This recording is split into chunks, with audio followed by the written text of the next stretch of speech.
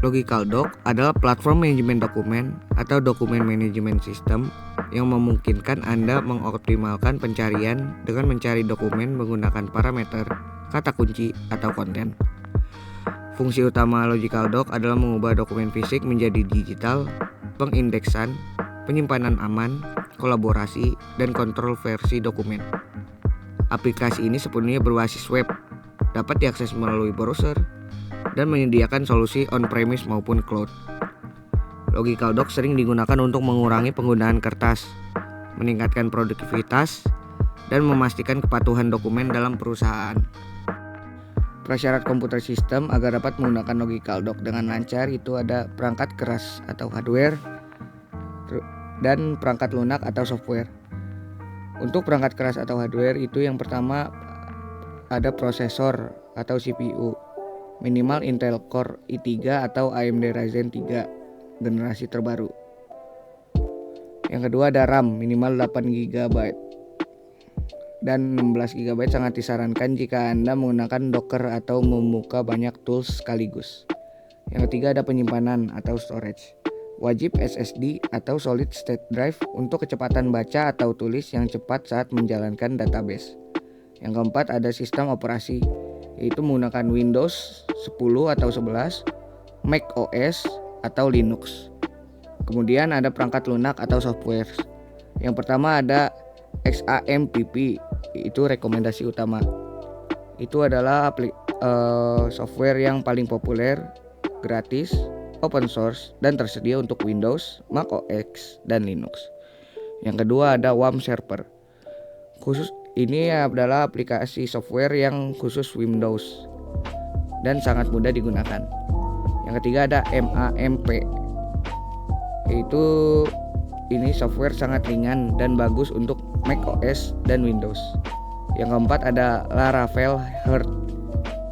Ini sangat cepat dan modern, khususnya untuk Laravel atau PHP developer.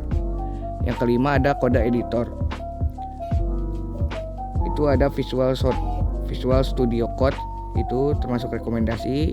Ada PHP Storm atau Sublime Text. Yang keenam ada web browser. Itu ada Google Chrome, Mozilla Firefox, atau Microsoft Edge. Ini untuk menguji tampilan. Tahap pertama yaitu install Java JDK. Download Java SE Development Kit 21 minimal version 11 LTS untuk Windows versi terbaru JDK versi 21 yang dapat diakses pada link berikut.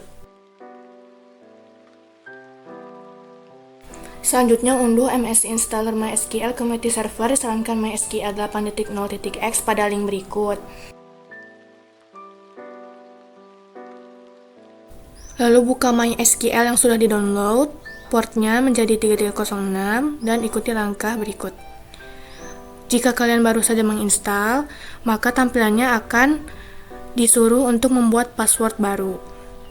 Setelah itu, ikuti langkah-langkah berikut.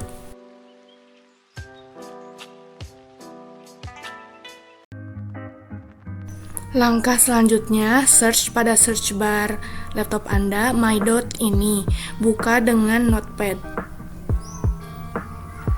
Ketika terbuka, isinya diedit seperti contoh berikut. Jika sudah selesai, save, lalu di-close. Setelah itu, klik Windows plus R dan ketik service.msc. Setelah terbuka, klik bagian MySQL, lalu klik Restart. Setelah itu, search pada search bar laptop Anda, MySQL Command Line Client, lalu klik. Ketika dibuka, masukkan password yang sudah Anda buat pada MySQL tadi.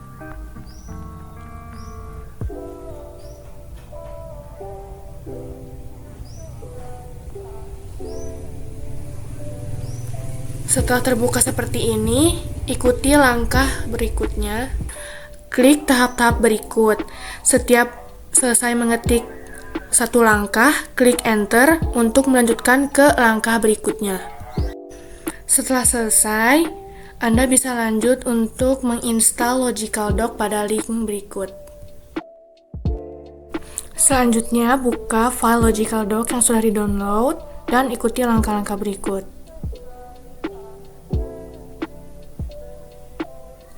Isi nama dengan nama Anda dan email Anda. Opsi lainnya itu opsional, boleh diisi atau tidak.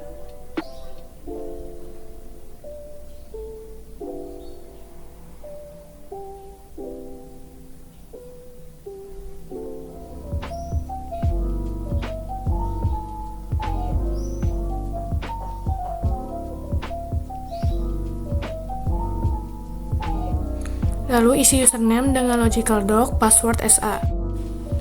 Jika tahapan install Logical Doc sudah berhasil, akses link berikut, lalu masukkan user admin dan password admin. Jika berhasil, tampilannya akan seperti ini.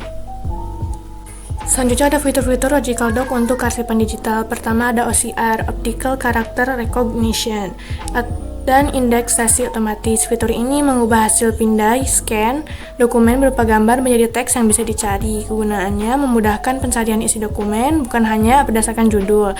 Cara pakainya saat menggunakan dokumen PDF atau gambar, aktifkan opsi OCR di menu impor. Logical Doc akan otomatis memproses teks di dalam dokumen untuk indeks pencarian.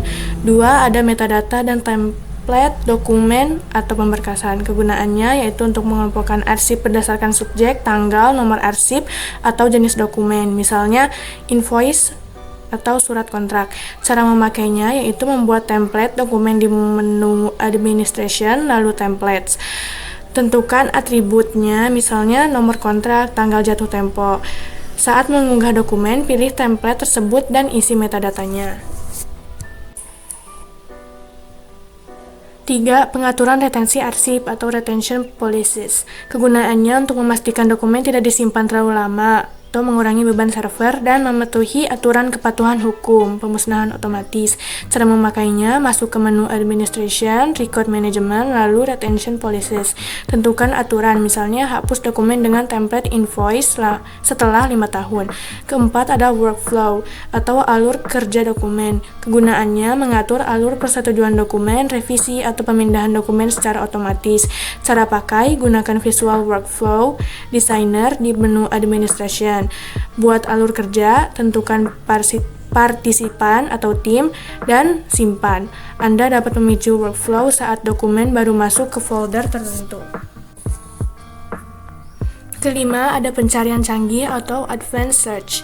Kegunaannya mencari berdasarkan nama, metadata, isi dokumen, atau rentang waktu. Cara memakainya, buka panel search, masukkan kata kunci, filter berdasarkan template atau metadata yang telah dibuat sebelumnya. Keenam, ada control access atau security and permissions. Kegunaannya untuk keamanan dokumen rahasia perusahaan. Cara memakainya, klik kanan pada folder atau dokumen, pilih security. Tentukan hak akses seperti read, write, delete untuk pengguna atau grup tertentu.